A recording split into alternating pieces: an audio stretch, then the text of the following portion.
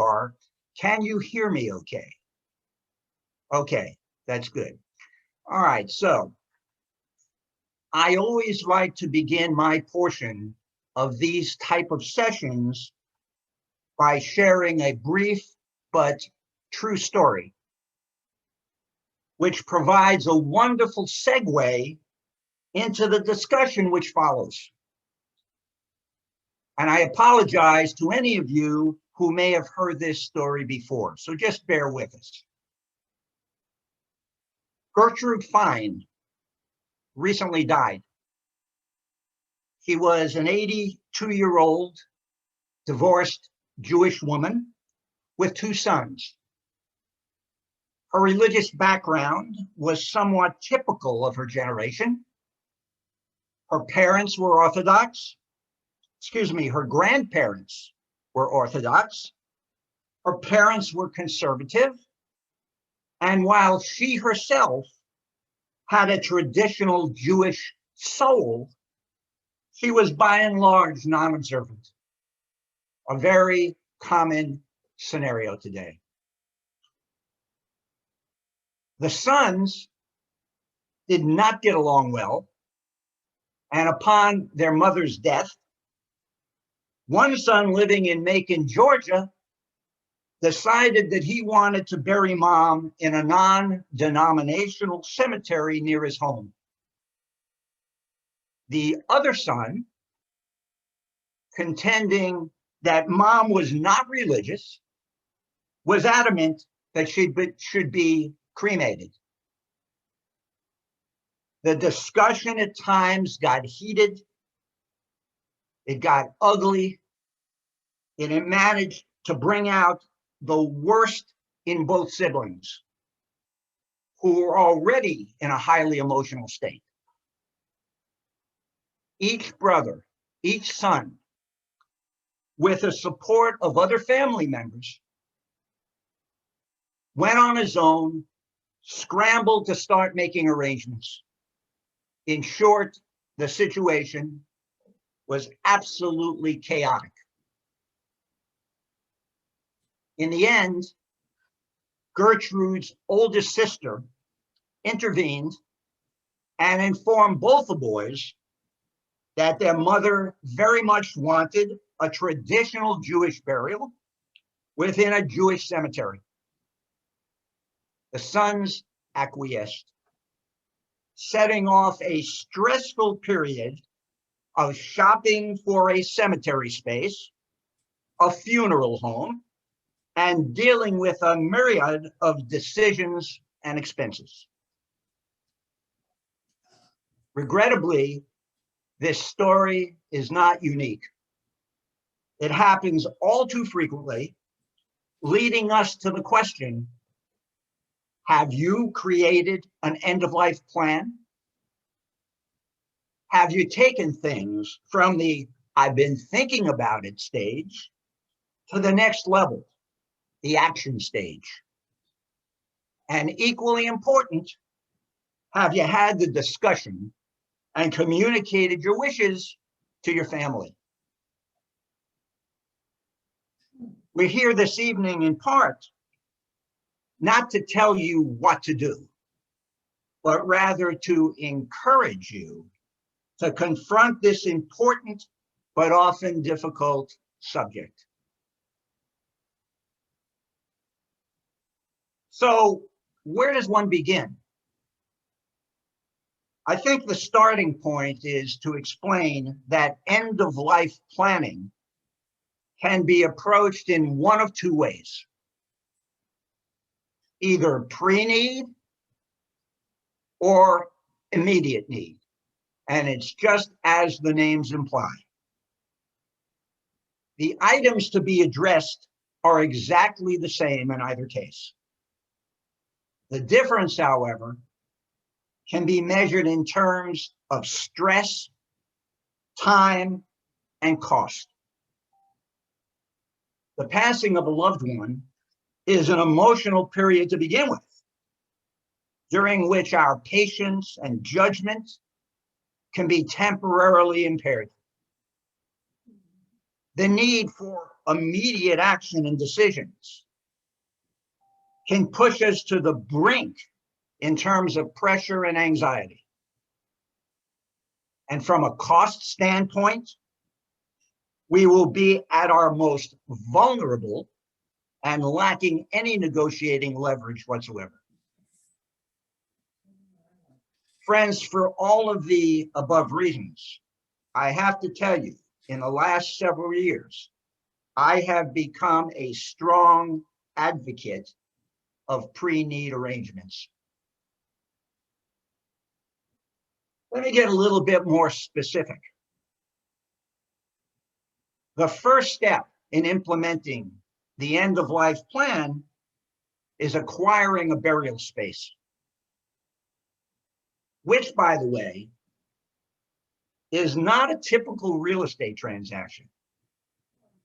What you are buying is a right of burial, or what's called a right of interment. You're not buying a fee simple interest in the soil. Now, depending on the community in which you're living, you may be able to secure a space in a Jewish cemetery through local congregations, or in some cases, the cemetery themselves may have a Jewish section which they own and manage, and you might be able to buy some space through them. Be aware, however, that some congregations limit their sales to members of their congregation because they don't have those many spaces. At Beth Shalom, we are somewhat fortunate. We have burial sites at 2 different cemeteries, which we make available, by the way, to the Jewish community at large, subject to some qualification. And I'm going to address that in a minute. What do I mean when I say subject to qualification? Well, as all of you know, the major Jewish movements differ in their interpretation of Jewish law. I am referring to the question of who is a Jew, who is considered Jewish. And this issue has a bearing on who can be buried in certain respective Jewish cemeteries. For example, our congregation follows the interpretation of the conservative movement and its Committee of Jewish Law and Standards. That's our guidepost. The Reform and Orthodox movements do the exact same thing.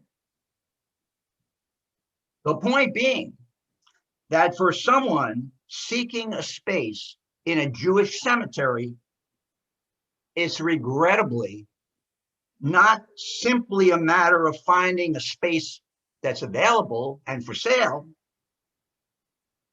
but it's a matter of, are they qualified by virtue of their background to be buried in that cemetery?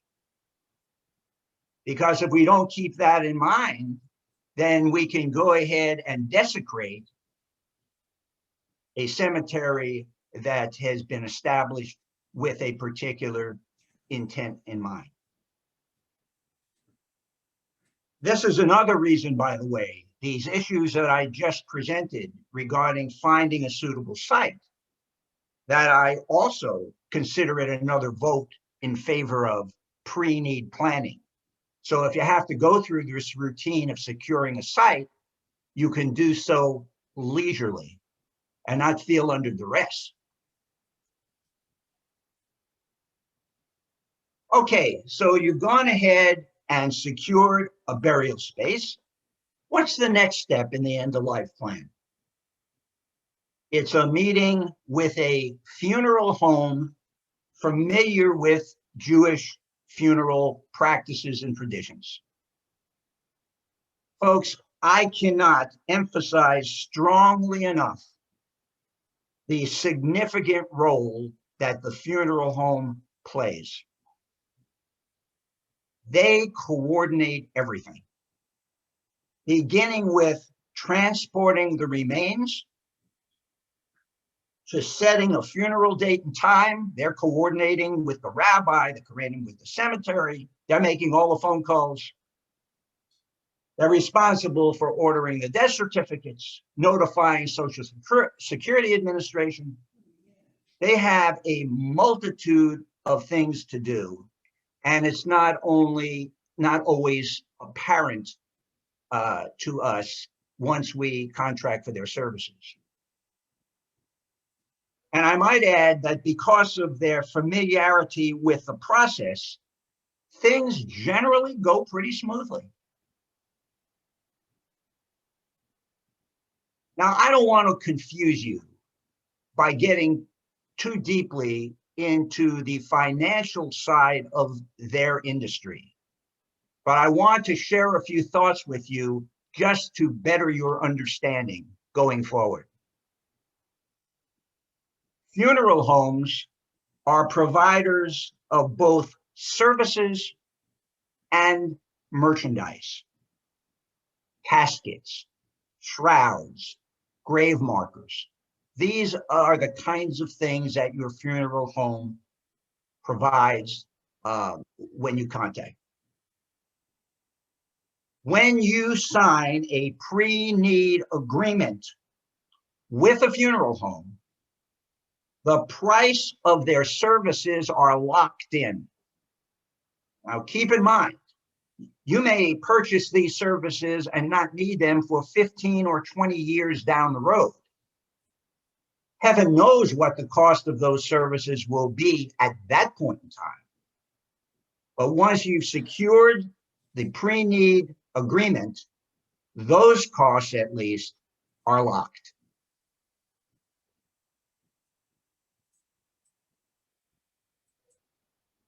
Pre-need contracts can either be paid for upfront or they can be financed for a period of years, anywhere from 3 to 5, and in some cases as many as 10 years. The only caveat with that is that if the person who purchased the pre-need contract, if that person were to pass on and there's still an outstanding balance due, then that's going to have to be paid up before the funeral ceremony will proceed. But honestly, for most of the people that I deal with, they generally have not required the financing aspect. They didn't want to put that burden on to the people who are going to be dealing with it. They wanted to know that they did as much as they could to ease the financial pressures on their family. A word about pre-need agreements, because I will honestly tell you, for many years, I was cynical about pre-need. I was concerned about them. Is your money protected? And honestly, there was a good reason to feel that way. The industry didn't necessarily have such a stellar reputation. So did people really want to ante up and pay a large sum of money to them in advance? Nowadays, a substantial portion of the pre-need contracts are handled in the form of an insurance policy. The money that you remit does not go to the funeral home. It goes to purchase an insurance policy, and the funeral home becomes the beneficiary of the policy. So they're not receiving anything. The funeral home is not earning any interest on your money. It's really out of their hands. This means that you don't have to worry about what happens if the funeral home were to go out of business. Your investment is secure. You can change the beneficiary to another funeral home. and they'll go ahead and handle things for you. And the same situation is true, by the way. What happens if you move to another state? You thought you were going to be at end of life, you would be buried here locally, you knew the cemetery, you got that handled, you did your preneed contract, and suddenly you get ill. Your daughter up in Virginia says, come, you'll live with me. You move up there. What happens at that point? Yes, you could be transferred or transported back down to Pinellas County, but it might be more convenient for all the other members of the family if, in fact, your burial took place in Virginia. What happens in that scenario? Well, if you know you're going up there, there's two things that can happen. A, as I've already alluded to, you could contact the insurance company and say, I want to change the name of the beneficiary on my pre-need plan from XYZ nursing home in Clearwater, Florida, to such and such nursing home in Virginia. Another option, by the way, is that you can cancel, you can remit your policy for cancellation. Depending upon how long you've had the policy, you may get all of your money back, or if you end up canceling it for any reason in the early years, there will be some penalty because the insurance company is going to recover over a period of years the costs associated with issuing the policy and the commissions that were paid to the insurance agent who wrote the policy. It's exactly the same as other forms of life, whole life or term policies. If you had this thing for a long period of time, you can turn in the policy for the full amount. So the point I'm making is, with the use of insurance instruments, it has become a pretty safe scenario with a lot of upside benefit.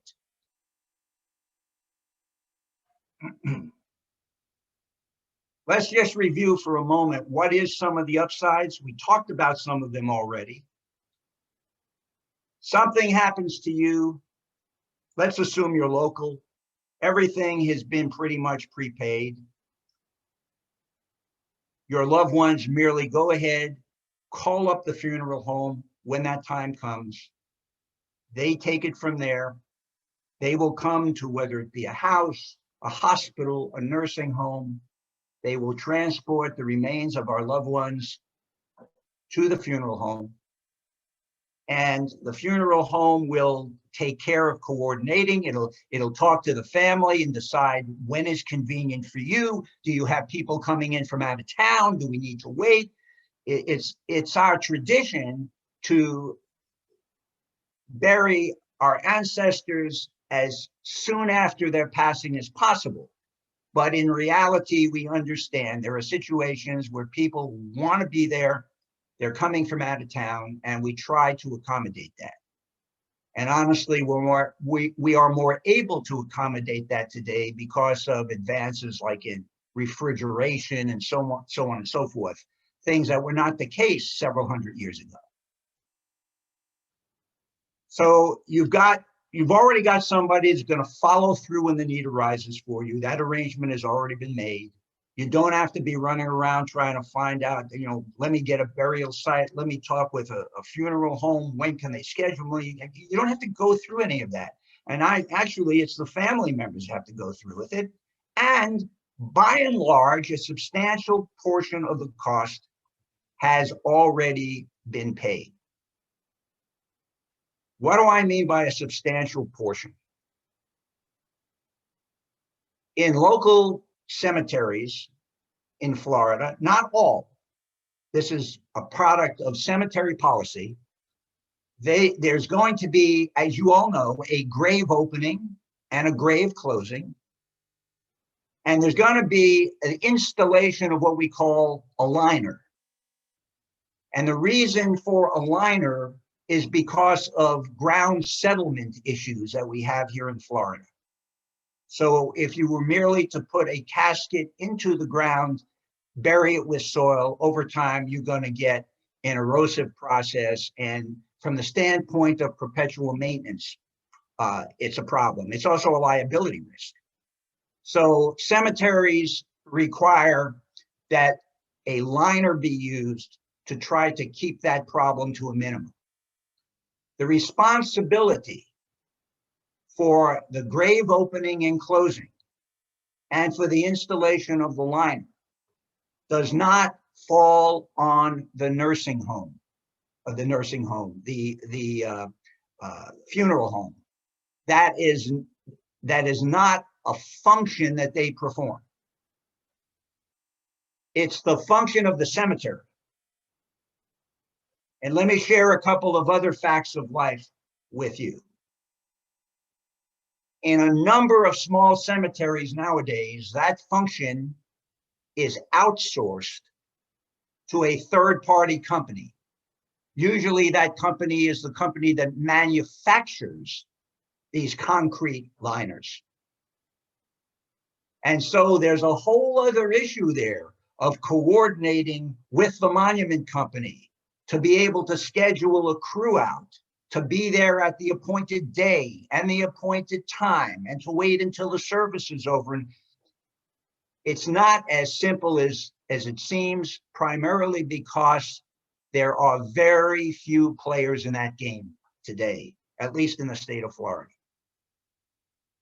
In our cemetery in Chapel Hill in Largo, one of the oldest Jewish cemeteries in this county, they are in that very situation.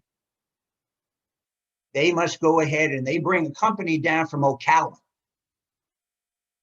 So the company in Ocala has several trucks, several teams with small backhoes, that's heavy duty equipment to excavate, that are on call.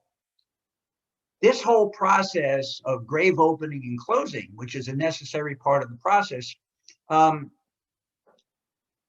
has become more of an issue. And to be totally frank, it's terribly expensive. So how is it dealt with? The funeral home may say, look, we cannot guarantee what the cost of a grave opening is going to be 5 years from today. We have no idea. We don't control it. If you want, you can do one of two things. You can go ahead when the time comes and your family member can go by the cemetery, give them a check for whatever the cost of grave opening is at that point in time. Or we can take an estimated amount of money, maybe what they're getting today. You can pay it to the funeral home, who will make that part of the pre-need plan, with the one caveat. Unlike the other services which are price guaranteed, the funeral home is not guaranteeing the cost of the grave opening and closing. Whatever you gave them, when the time comes, they will remit that money to the cemetery. And if the prices have gone up over the years, then your estate would then be responsible for addressing that. Give you another example. A family member dies and you want to publish an obituary in the local newspaper. The funeral home can assist you with getting the copy submitted to the Tampa Bay Times. But the funeral home has no control whatsoever as to the price structure for obituary notices.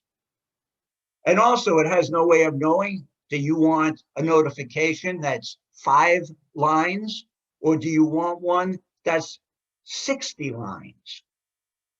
So there's variables there. And even though you've got a pre-need plan, this is another example of an expense that will accrue at the time of need because it can't be pre-projected. So why am I telling you this? Do I want to complicate things for you? I certainly don't. I certainly don't.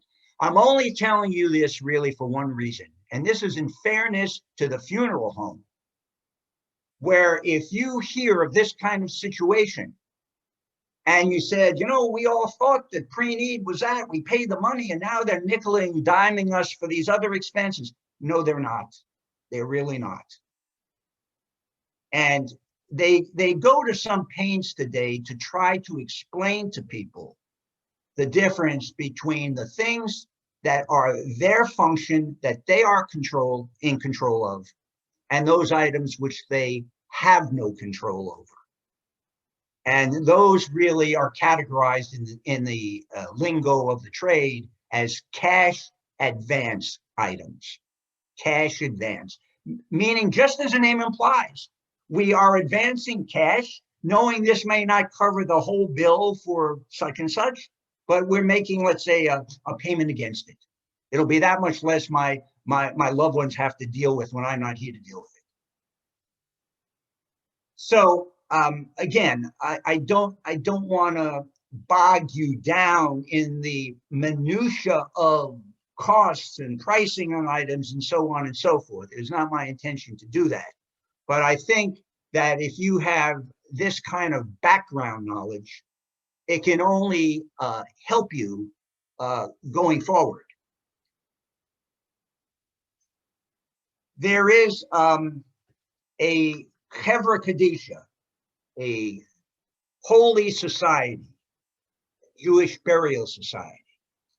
And in our tradition, there is a ritual associated with the preparation of the mate, which is the Hebrew name for the corpse. The Chevra Kadisha is located in St. Petersburg. It was originated by Congregation B'nai Israel, which is a congregation in St. Petersburg, but they service the needs of the Jewish community throughout the entire county. And one of the things that some funeral directors will ask is, do you want a tahara? A tahara is the process of ritual cleaning and dressing and preparation of the mate in preparation for the funeral. There are issues with that. It's not a cost issue. A lot of people are not aware of it. A lot of people don't know if mom or dad did want it or didn't want it. And honestly, there is some issue this day and age with being able to get sufficient people to serve on a Chevra Kadisha committee. And that's a conversation for another day and another time. But it's important. But even if the Chevra Kadisha is not going to be involved in the preparation, a knowledgeable Jewish funeral home and funeral director is aware of certain tradition and practices that should be adhered to when they prepare the corpse for burial. They know, for example, that there will be no jewelry on the part of the person. We will be using, everything is biodegradable. As a matter of fact, Judaism, interestingly, we have a day and age when everybody's concerned about the environment. The Jews were the original environmentalists, certainly where burial is concerned. They use a shroud that has no buttons or zippers or anything else. Everything in the shroud, that's what we dress our people in. Jewish people don't say to the family, bring their nicest suit or the nicest dress, and we will dress them that way. That's not our tradition. There's an equality that we always have in back of our minds. Everybody is the same, both rich and poor. We don't distinguish. And the simplicity of the shroud not only relates to the biodegradability of it, but also this sense of equality. The same thing with a casket. We use a plain wood casket. We don't use metal. We don't use other products. We don't use something that has clasps or hinges or other metallic items. These things are basically a tongue and groove construction. When the lid goes on, they use wooden dowels. We are a very eco-oriented religion. And so I don't want to go ahead and, again, bury you in data and facts that are non-consequential. But I can tell you that there is every reason nowadays to consider pre-need. Sometimes people ask, well, how soon should I do this? When should I make my pre-need plan? And my answer there would be, in terms of acquiring a burial site, I would do that immediately. In terms of your pre-need plan, look, all of us are vulnerable. We're not promised tomorrow. So there's an argument that can be made that says, do your pre-need plan, get it out of the way as soon as you can. Some people may feel reluctance about wanting to turn over large sums of money many, many years before they perceive the need. Okay, I get it.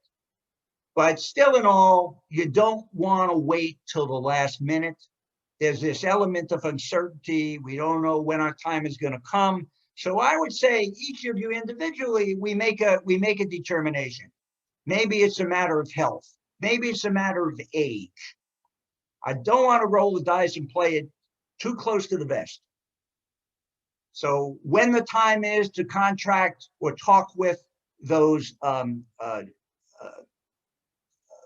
homes, that is a decision that the funeral homes, that's a decision that you can individually make.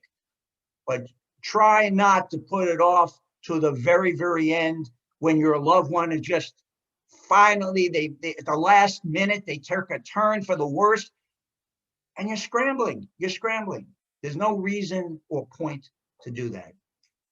So I'd like to, at this point, Rabbi also wants to discuss and its most important aspects of Shiva, Shaloshim, and yard sites perhaps.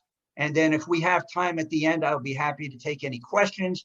And if we don't have time, I'm always available to any of you as a consult just to talk about some of these things if you need help.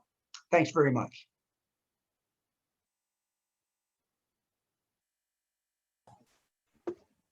Thank you, Paul. Thank you very much. Okay, let's see.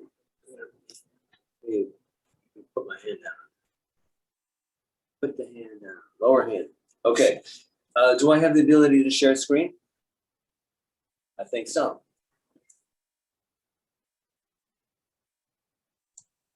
Rabbi, you can go ahead and share screen. Okay. This one.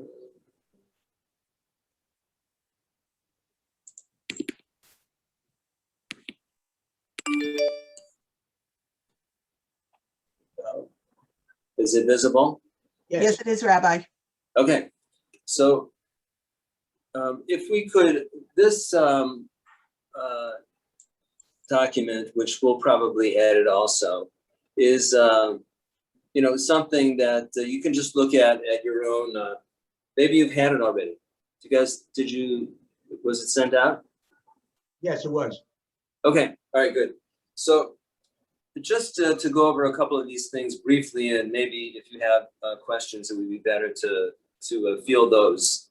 That at the end of the funeral, there is a meal, and this is what is it's a meal of consolation, and it's really meant for the family.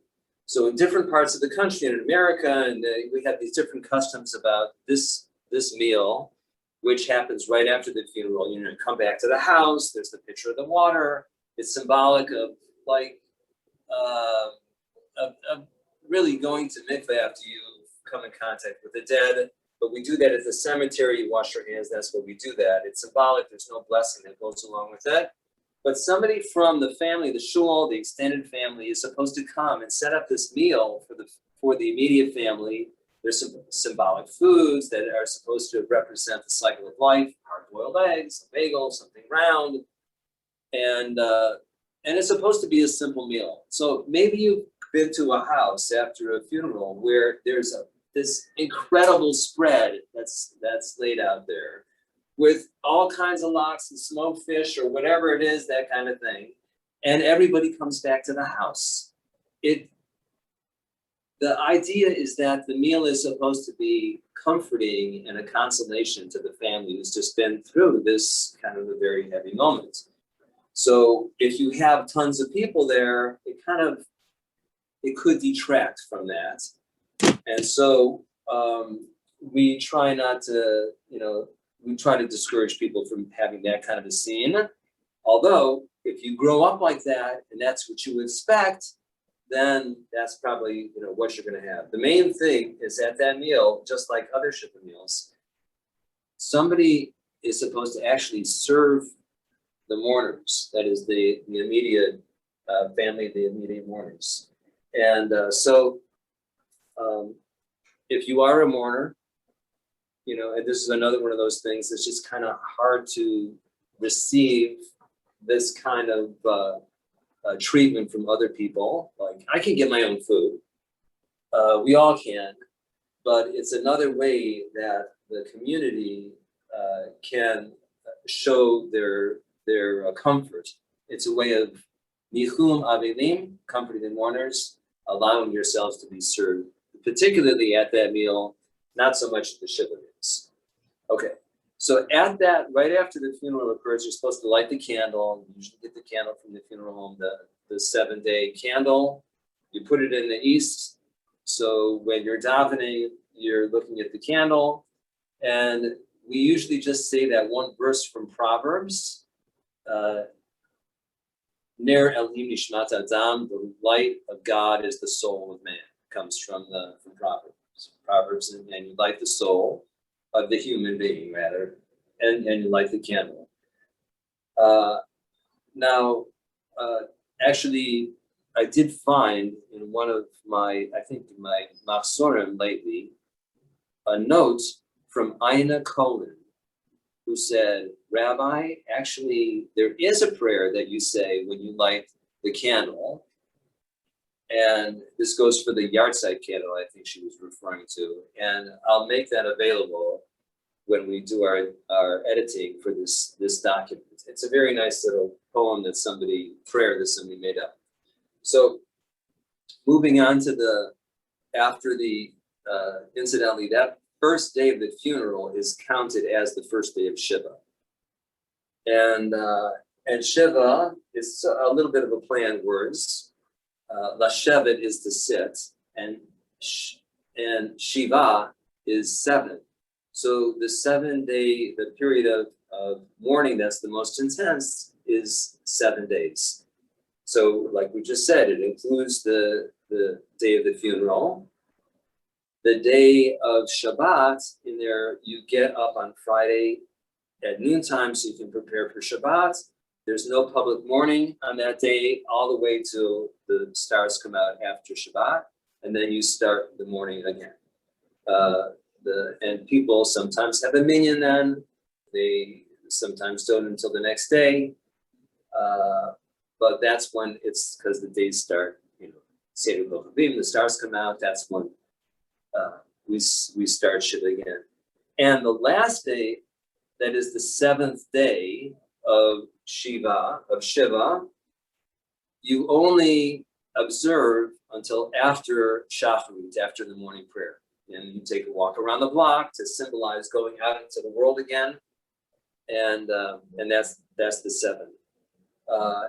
In the laws of Avedut, there is a dispensation made for people who are under an economic condition.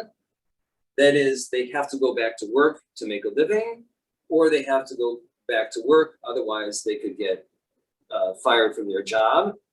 They only are required in those circumstances of 3 days of Shiva, because the rabbis didn't want us to lose our livelihood.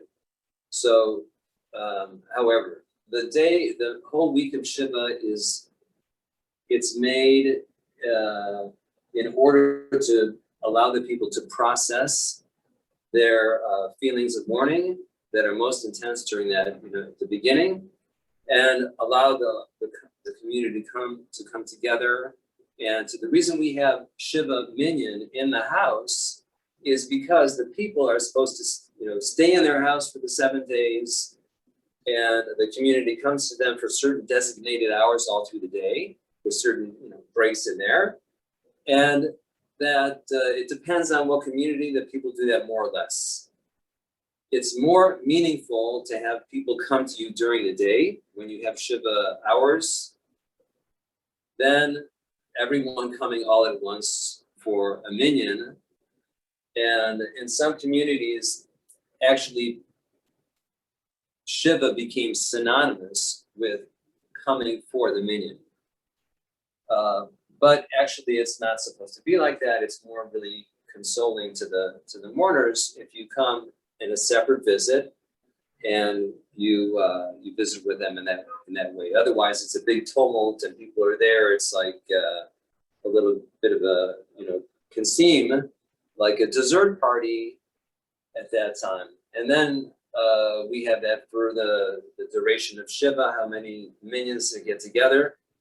In our community, we usually have an evening minyan, but we have had morning minyan at people's homes when they request it. And we brought the Torah to their home and had morning minyan also in that way. It depends on their level of observance and what they need. So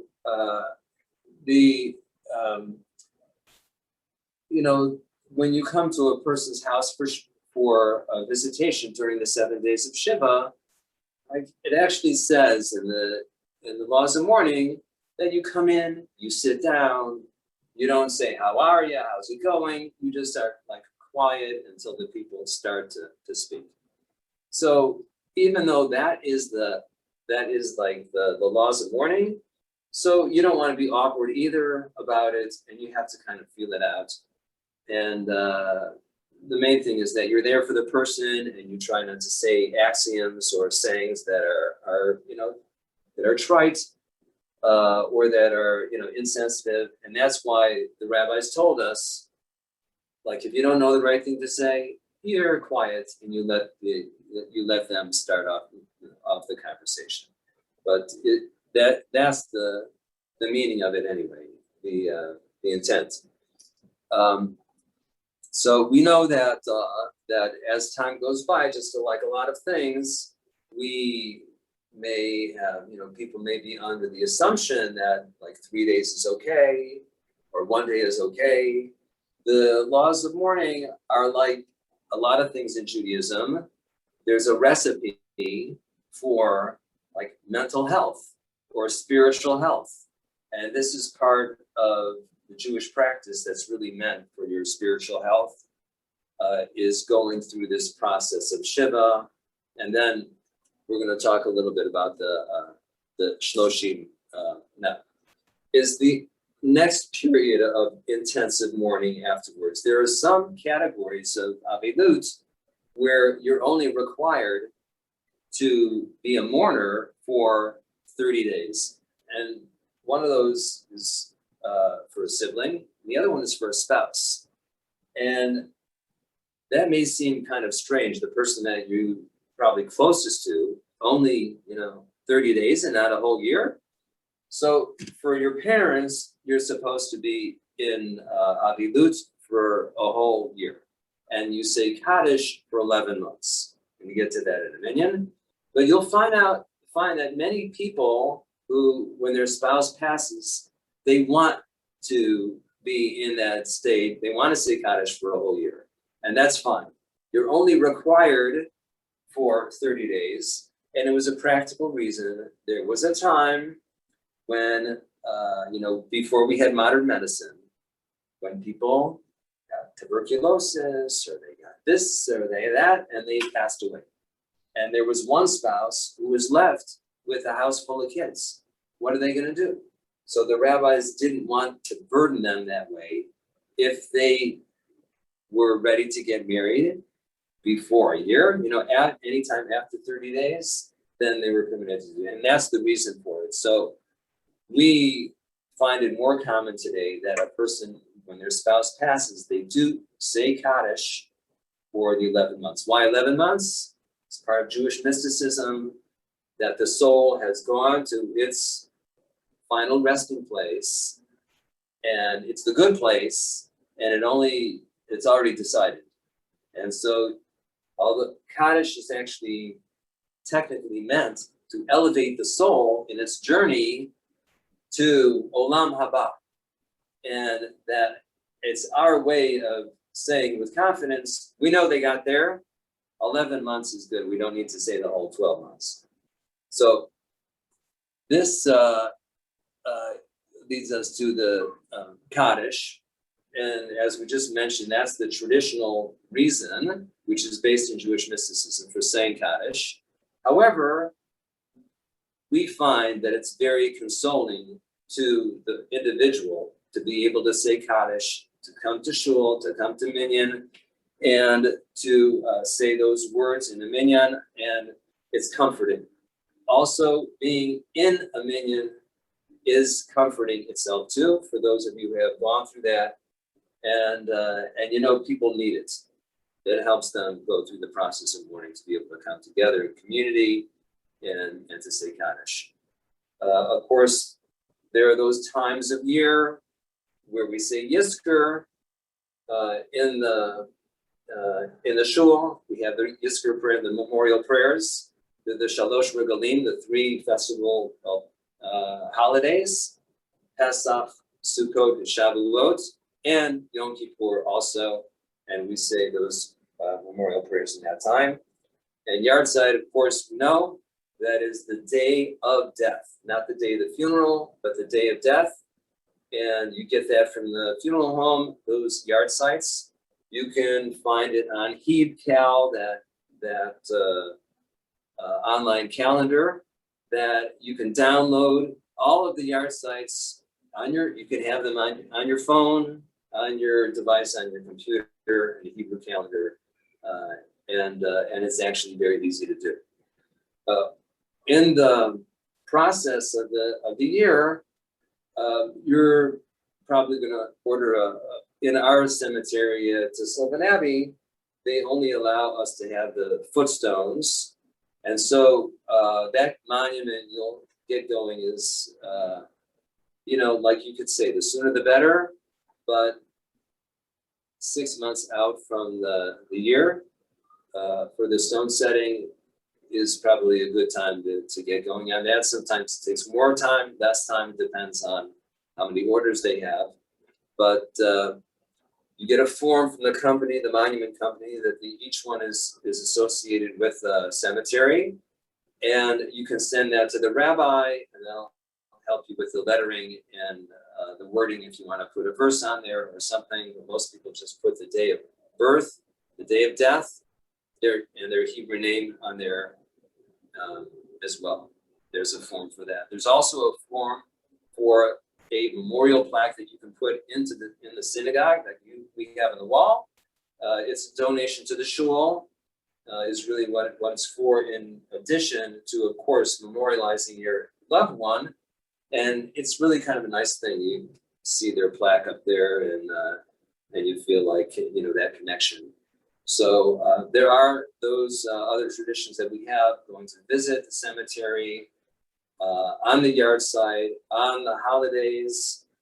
And whenever you go, we always place a rock there. It shows that we were there, or it's our way of showing that we have actually taken part in the putting the matzeva, the headstone, or the footstone as we have there.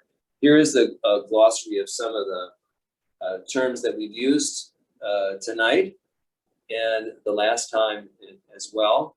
And at this time, I'm going to just ask you if you have any questions that you would like to ask at this point. Rabbi, we had one question in the chat. Yeah. And it was a question about saying Kaddish for a non-Jewish person. Okay. All You can say Kaddish for anybody you like. And, sometimes when the kids come back from a Jewish program on wheels or pilgrimage or something like that, they come back and they want to say Kaddish. Maybe they went to Poland, and they saw the camps. They want to say Kaddish for the people who died in the Holocaust. And they do that for a little while. For other reasons also, you can say Kaddish for anyone, and whether they're Jewish or not. So there's a difference between what your obligation is according to Jewish law and what you're permitted to do. You are permitted to say Kaddish for somebody who's not Jewish. So the issue comes up often if you have parents who are not Jewish. And when they pass, it's the same soul. God looks at all of his creatures in the same way. And we have the same feelings for our loved ones. We want them to go to the good place, And so we want to elevate their soul. And it's the same thing. You can say Kaddish for somebody who's not Jewish. And if you're a person, as we just mentioned before, you're not obligated as a spouse, you can still say it for the whole year. If you're not obligated as like a sibling or whatever, you can still say Kaddish for somebody who. Now, that being said, one time I, as a kid, grew up with these friends of the family who were sort of like grandparents, that age, but we were very close to them. And we knew that nobody was going to say Kaddish for them. I happened to be living in Israel at the time, and I said Kaddish. They just died like hours apart, actually, and said Kaddish for them. And when I asked my teacher, Rabbi Golinkin, about it, he said to me, if you're going to do that, you're taking on a chiyuv, an obligation, and you have to take that seriously. It's like you are the child and you are taking on the chiyuv of saying Kaddish for them. So that means that you have to do it in the way like you're supposed to do it. So luckily I was in Israel, and there are lots of shuls in Jerusalem, and I was able to say Kaddish 3 times a day for Charlotte and Robert. Okay. Rabbi Cindy Silverman has a question, then we have several in the chat. Okay, go ahead, Cindy. My question, Paul, can you hear me? Yes. Yes. Paul said there's a Hebra Kadisha in Pinellas County. Is there only one in Pinellas County, or is there one in Hillsborough too? Excuse me. I imagine, and I'm sorry I can't see definitively, but you can ask Chuck Hyman about it and who's in charge. As far as our people go, I'm sure that the shuls over there have put together a Hebra Kadisha. And I talked to Joel and Ellen Getz last week, and as we said, both of them, I just confirmed, but both of them are currently the heads for the men and the women. And they said that during COVID, they were not permitted to actually do tahara, but instead they said the prayers that you're supposed to say, and that they're hoping that to resume. And Diana, I'm sorry if I took a liberty, but I said that you guys were interested and tried to make that connection for you. And they said they would like to, if we wanted, they could make a presentation about what's involved to a group if people want to, join in. Thank you. Yeah. Okay. Rabbi, some of in the chat, I don't know if you can see them or not. Yeah. What is the reasonable cost for a burial plot and for the funeral charges? Yeah. So there is Paul can answer that. We have a kind of a reduced price for our plots because of what Sidney Cullen did for us. And the cost, there's a range. There's a range. So you want to answer that, Paul? Yes, the cost today, if you were to start from beginning to end, beginning is the purchasing of a burial site, and the end would be the purchase of a grave marker. It runs about $15,000. In some cases, people will complete that whole process at one time, but it's not necessarily the way that it has to be done. There are people who initially just make the investment in a burial site. Then it might be some time before they deal with the other pre-need issues. And they can even delay things like the purchase of the grave marker until a little bit later. So hopefully, though, about 15,000 realistically is what it costs with the discounts and things that we have in place. Was that that answer your question? Good. Okay. The next one is, can a family member participate in Hevra Kadisha?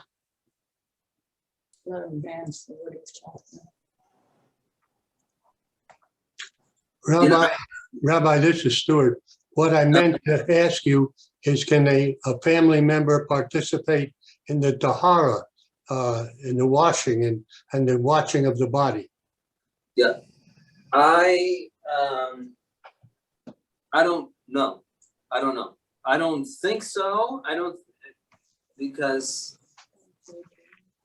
it's not customary to do that, but I don't know if you are forbidden to do it. So I'll have to find out. Thank you.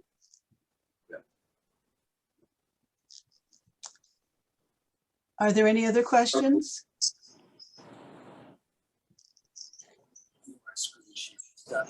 Okay, so just want to thank everybody for joining in. For joining in this evening, and we want to thank Paul for his contribution and explaining all those things to us so thoroughly and precisely. Thank you all for joining, and like we always say, if there are any other further questions, we're always ready to discuss. Thank you, Eileen, also, and No Vivian, problem. organizing for us today. And Steve Hirschfeld, fabulous. And Steve, thank you, Steve. I'd like to say one thing, as somebody who has just about everything set up for my funeral, because I did it after my husband passed, the feeling of comfort that you don't have to worry. It's all spelled out. It's there. Your kids know where they're going to put you. It's a real feeling of comfort. There are very few steps they have left to do. And there are dollars there. They know how to access the dollars to do what they have to for the payments that, are not prepaid or not able to be prepaid. It's just quite a comforting feeling.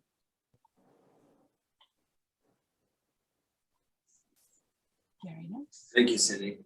You're welcome. All right, so we're wishing everybody a Erev Tov, a good evening, and we'll see everybody soon. Good. Thank you Thank you very again. much. Thank you. Thank you, Rabbi. Thank you, Paul. Rabbi. Thank you, Paul. Oh, it's not.